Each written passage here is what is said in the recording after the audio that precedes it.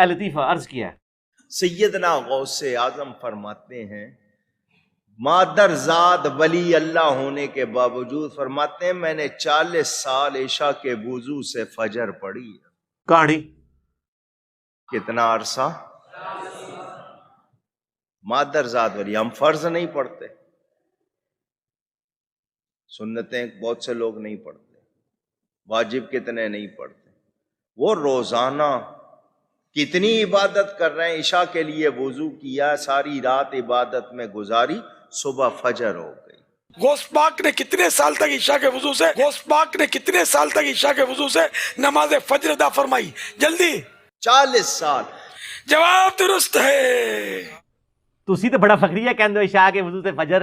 اے تو کردہ نبی صلی اللہ علیہ وسلم کے کیتا ہے. تو دیکھو میں عرض کر رہا تھا کہ یہ بہت بڑے عالم، بہت بڑے بزرگ تھے.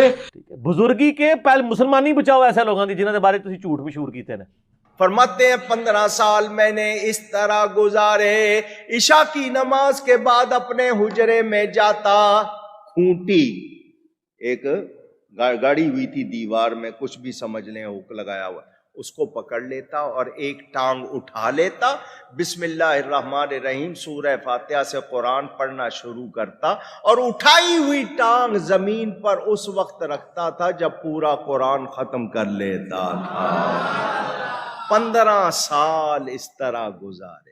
کہانی 25 سال جنگلوں میں، 40 سال عشاء کے وضو سے فجر، اور 15 سال یہ اس درمیان کی باتیں. یہ فنیٹک قسم کی اپروچ نہیں ہونی چاہیے. صوفیاء میں یہی تھی نا، گندے کپڑے، ننگے پھرنا، فاقے کرنا، اور وہ کہتے ہیں بس اس طرح ہی رہو تو اللہ کو حاصل کرو گے، بیوی بچے رکھنے کی ضرورت نہیں ہے. بخاری مسلم کے الفاظ ہیں، امام بخاری نے اس پہ باب باندھا ہے کہ عبادت کے اندر غلو کرنا مکروہ ہے. اور مجھے یاد ہے جب میں بریلوی تھا، میں اپنے بریلوی علماء کے پاس یہ حدیثیں لے کے جاتا تھا کہ یہ صوفیاء کس قسم کے دین پہ عمل کرتے رہے ہیں، نبی الاسلام کی تو یہ تعلیمات ہی نہیں ہے. تو وہ کہتے تھے ان حدیثوں کو نہ پڑھا کریں آپ.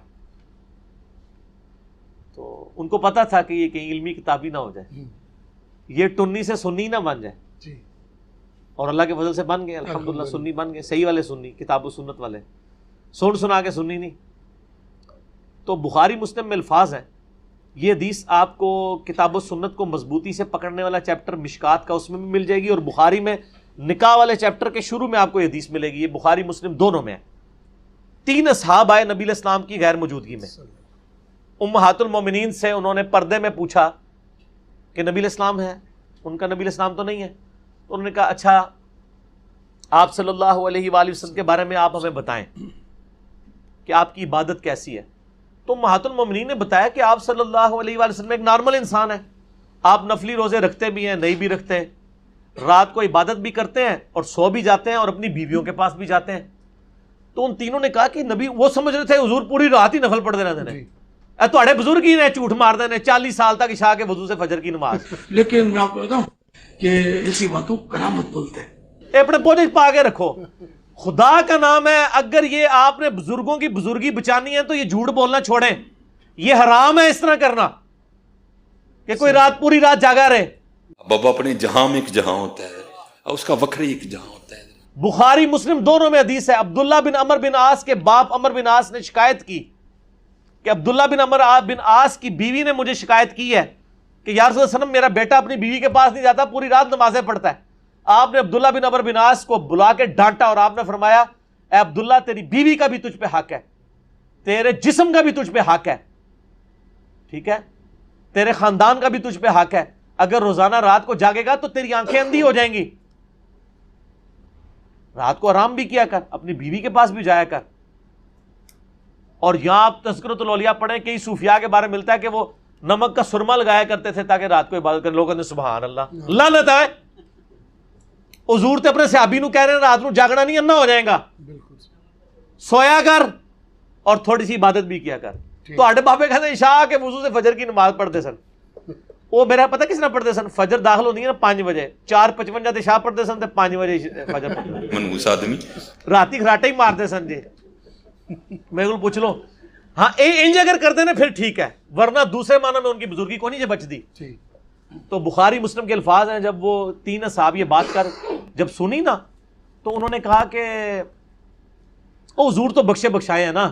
ایک نے کہا میں پوری رات عبادت کروں گا, دوسرے نے کہا کہ میں روزانہ روزہ رکھوں گا, تیسرے نے کہا کہ میں تو کنوارا ہوں, میں شادی نہیں کروں گا, اللہ اللہ ہی کروں گا. یہ بات کر کے چلے گئے. نبی صلی اللہ علیہ وآلہ وسلم واپس آئے تو آپ کی ازواج نے بتایا کہ اس نے 3 بندے آپ کو پوچھنے آئے تھے, جاتے جاتے یہ کر کے گئے ہیں. آپ صلی اللہ علیہ وآلہ وسلم اتنے جلال میں آئے, آپ نے کہا کہ بلاؤ انہوں نے, پھاڑ کے لے آؤ. آپ نے ان کو ڈانٹتے ہوئے فرمایا اللہ کی قسم میں تم سے زیادہ اللہ کا خوف رکھتا ہوں. اس جملے کا مطلب پتہ کیا تھا؟ کہ تسی بہتے نیک بن ہو, یہ مطلب تھا. لیکن نبی علیہ السلام کے ایک اخلاق تھے نا, آپ بات اس انداز میں کرتے تھے, اللہ کی قسم میں تم سے زیادہ اللہ کا تقوی رکھتا ہوں,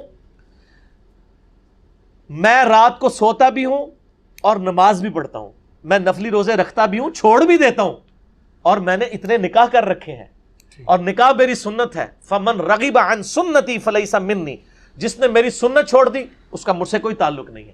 یہ آخری ٹکڑا ایک پڑھتے ہیں, نکاح میری سنت ہے, جس نے سنت چھوڑ, او خالی نکاح سنت نہیں, اور باتیں بھی بتائی ہیں. یار نہ کر, نہ امت نو پاڑ, خدا دا واسطہ نہ کرو اس طرح.